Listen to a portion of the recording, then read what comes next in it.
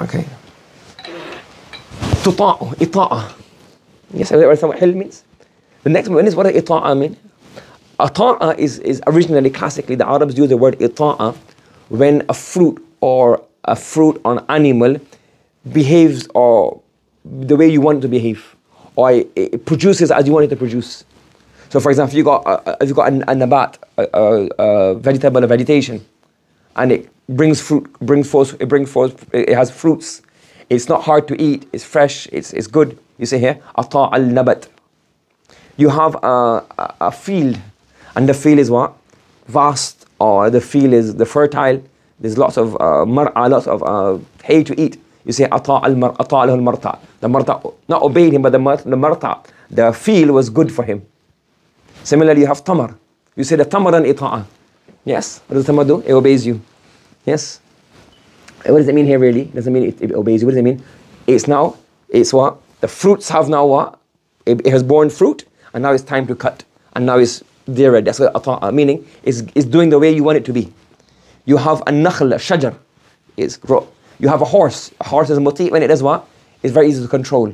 You have a naqa, very easy to control horse. So from there you get the word ita'a, when a person, so these things are like without volition, they don't have control.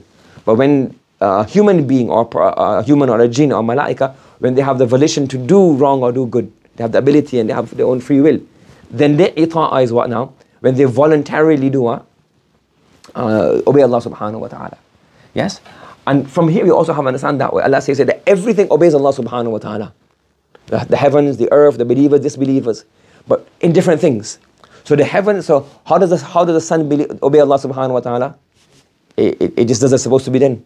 The qamar, the nujum, the stars, the plants, they grow as they're supposed to grow. Water, it boils at 100 degrees. It freezes at 0 degrees. It rains when it's supposed to rain. This is all ita'ah. Even a disbeliever, he's obeyed to Allah subhanahu wa ta'ala. He can't go beyond Allah's. So you have two things. One is hukm al-takwini and hukm al-taklifi.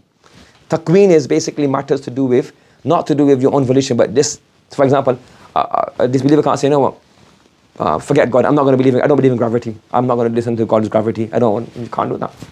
You're bound by this rule. You follow this.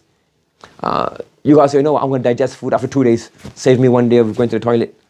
The ta'in. Everything is, yes. What they're not doing ta'in is what? The free will aspect.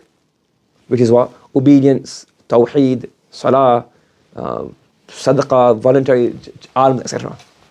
Yeah, so ta'ah is basically mean you do as what the person who is dealing with you as he wants. So everything does this Allah subhanahu wa ta'ala. In taqweeni matters. It matters not to do with free will.